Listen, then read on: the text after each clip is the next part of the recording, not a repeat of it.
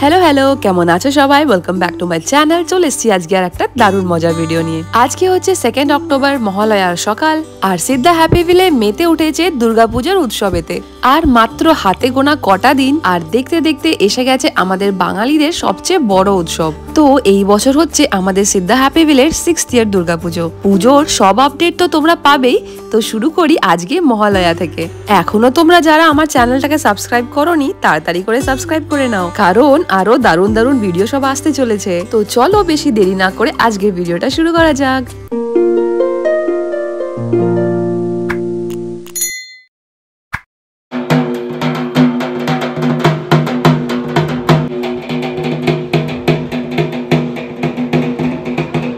তো এই হচ্ছে মহালয়ার সকাল সকাল সকাল চলে এসেছি নিচে, আর নিচে এসে দেখি ঢাক বাজছে।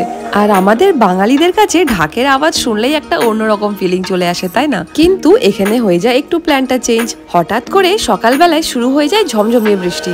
এদিকে মহালয়ার সকালে কিন্তু একটা ছোট্ট প্রোগ্রামের প্ল্যান করা হয়েছিল, তবে বৃষ্টি হচ্ছে বলে প্ল্যানটা ভেস্তিয়ে দিলে হবে না। আমরা সেই জন্য ক্লাব হাউসের ভেতরে বসে ওয়েট করছিলাম বৃষ্টি থামার জন্য। আর দেখতে দেখতে 6:30টার মধ্যে কিন্তু বৃষ্টি থেমেও যায়। আর ওদিকে ঢাকের আওয়াজ শুনে কি ঘরের ভেতরে বসে থাকা যায়? সবাই কিন্তু আস্তে আস্তে করে নিচে চলে আসে। আর আজকে কিন্তু সবাই প্রপার পুজোর সাজে চলে এসেছে। আর যেই ওদিকে বৃষ্টিটা পুরোপুরি বন্ধ হয়ে যায়, সবাই কিন্তু টুকটুক করে ক্লাব হাউস থেকে বাইরে চলে আসি।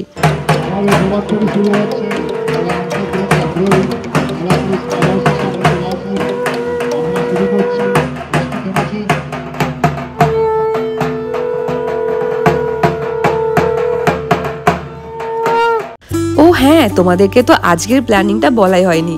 আজকে অ্যাকচুয়ালি মহালয়ার প্ল্যানিং ছিল ভোরবেলা 4টে থেকে শুরু হবে চণ্ডীপাঠ, যেটা মাইকেতে বাজানো হবে যাতে সবাই ঘরে বসে শুনতে পারে। তারপরে সকাল 5:30টার দিকের প্ল্যানিং ছিল প্রভাত ফেরির, যেখানেতে আমরা সবাই ঢাকের সাথে সোসাইটির চারিদিকটা ঘুরবো। নেক্সট আমাদের প্ল্যানিং ছিল সকাল 6:30 থেকে হবে একটা ছোট্ট প্রোগ্রাম, আর তারপরে একটু হালকা ব্রেকফাস্ট। আর এই যে আমরা সবাই বেরিয়ে পড়েছি প্রভাত ফেরির জন্য। অ্যাকচুয়ালি আমাদের টাইমিং দেওয়া হয়েছিল সকাল 5:30টার সময়, কিন্তু বৃষ্টির জন্য অ্যাকচুয়ালি একটু দেরি হয়ে গেছিল। তো মোটামুটি সকাল 6:30টার দিকে আমাদের শুরু হয় প্রভাত ফেরি। প্রভাত ফেরি শুরু হয়ে গেছে, অনেকেই অংশগ্রহণ করেছে। যারা করতে আগ্রহী তারা ফ্যামিলি চলে আসো।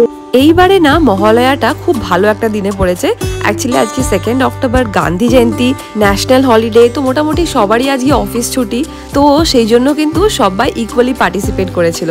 আর সবচেয়ে ভালো জিনিস হচ্ছে আজকে কিন্তু ম্যাক্সিমাম লোক সবাই লালে লাল। ওদিকে মেয়েরা পরেছিল লাল শাড়ি, লাল চুড়িদার, ছেলেরাও কিন্তু লাল পাঞ্জাবি। মানে দেখতে খুবই সুন্দর লাগছিল, তোমরা দেখে বুঝতেই পারছো। আর আমার কাছে কিন্তু এই বছর দুর্গাপুজোটা না প্রচন্ড স্পেশাল হতে চলেছে। এটা অ্যাকচুয়ালি আমার কাছে হ্যাপিভিলেতে 2nd ইয়ার দুর্গাপুজো। লাস্ট ইয়ারও ছিলাম, কিন্তু লাস্ট ইয়ার সবার সাথে এতটা বেশি একটা পরিচয় ছিল না যতটা এই বছর হয়েছে। আমরা সবাই কিন্তু এই প্রভাত ফেরিটা খুব এনজয় করি ঢাকির সাথে সাথে। আর ঢাকের তালে তালে হাঁটতে কার না ভালো লাগে, তাই না? তারপরে আমরা হাঁটতে হাঁটতে চলে এসেছি আমাদের পোডিয়ামেতে, যেখানে অ্যাকচুয়ালি দুর্গাপুজোটা হবে। আর পেছনে হচ্ছে আমাদের এই দুর্গাপুজোর প্যান্ডেলটা, যেটা এখন ভালো করে তোমাদেরকে একদম দেখাবো না, সেটার জন্য তোমাদেরকে আরেকটু ওয়েট করতে হবে। আর এমনিও এখন ভেতরে অ্যাকচুয়ালি অনেক কাজটা চলছে, তো পুরোপুরি সবটা কমপ্লিট হোক, তারপরে একটা সুন্দর ভিডিও তোমাদের সাথে আমি শেয়ার করব।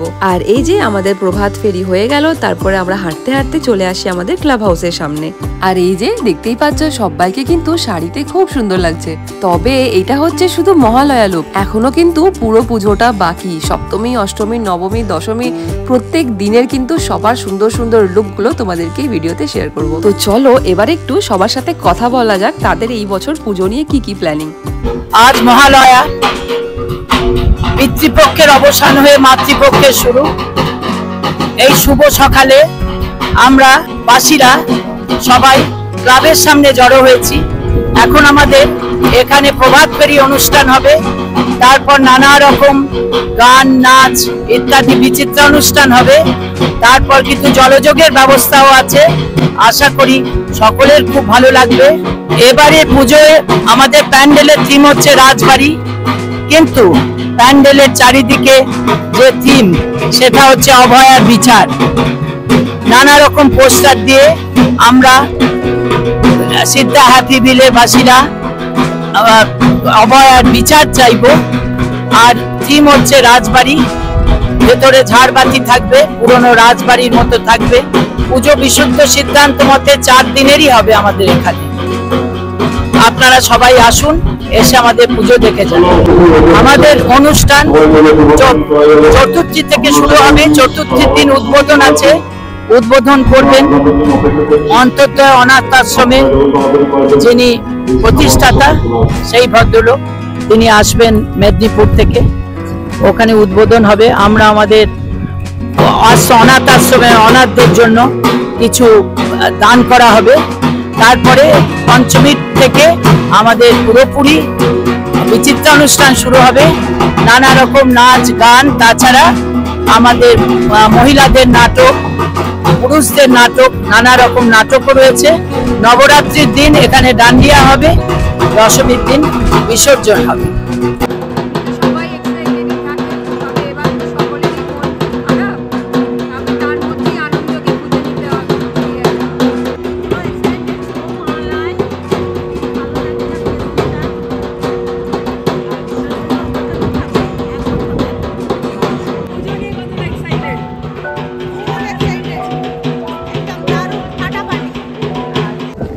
বছর পুজো নিয়ে কি এক্সাইটেড? কিছু বলার আছে?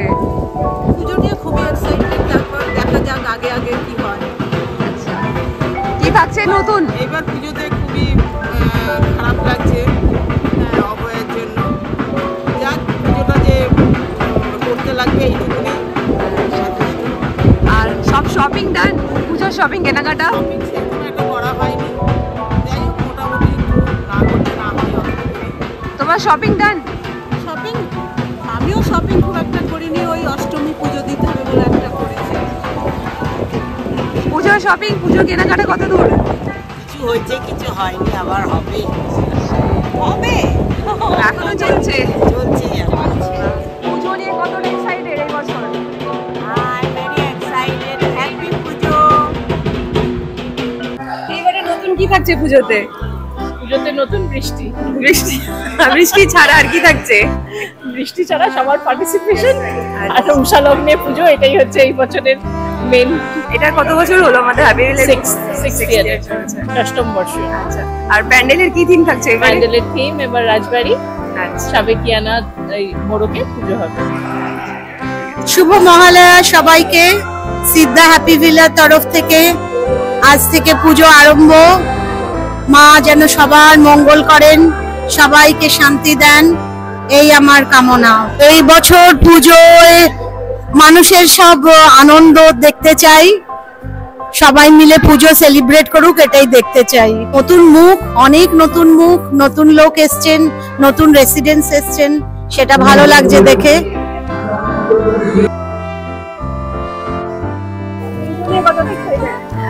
খুবই এক্সাইটেড, এত এক্সাইটেড আর বলা যায় না, কিন্তু বৃষ্টি হয়ে সব নষ্ট করে দিচ্ছে। তাও স্টিল আমরা খুব এক্সাইটেড, আর কিছু কম ছাড়বো না। লাগে ব্লাউজটা খুব ভালো লাগছে। পুজো নিয়ে এক্সাইটেড, চারদিকের পরিস্থিতিতে মন একটু ভারাক্রান্ত, কিন্তু তারপরে মা আসছেন, বছরে একবারই আসবেন আমাদের কাছে, তো একটু আনন্দ সহকারে মাকে বরণ করব, মায়ের সাথে থাকবো 4-5টা দিন, আনন্দেই কাটাবো আশা রাখছি। সবাই ভালো থাকুক, মায়ের কৃপা সবার উপরে বর্ষিত হোক, এটাই মায়ের কাছে কামনা ও প্রার্থনা।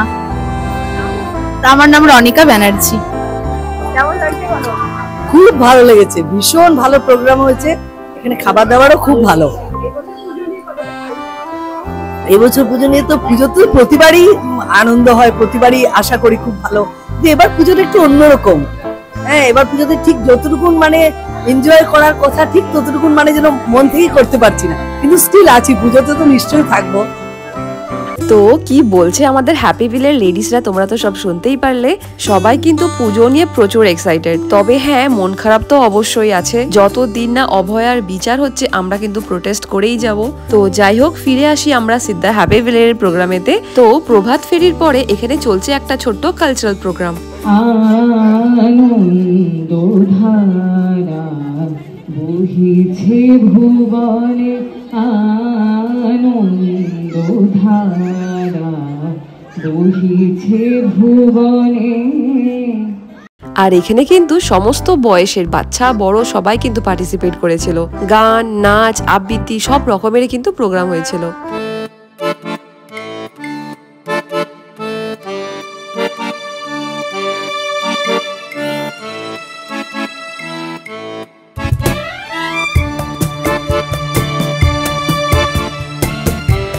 তবে এই প্রোগ্রাম কিন্তু শুধু একদিন নয়, অ্যাকচুয়ালি পঞ্চমী থেকে শুরু হচ্ছে আমাদের প্রোগ্রাম, আর প্রত্যেক দিন সন্ধ্যেবেলায় কিছু না কিছু থাকছে। আর মজার ব্যাপার হচ্ছে এই বছর কিন্তু অনেক অনেক পার্টিসিপেন্টস। নিজের সোসাইটির পুজো বলে কথা, তো অফকোর্স সবাই তো পার্টিসিপেট করবেই।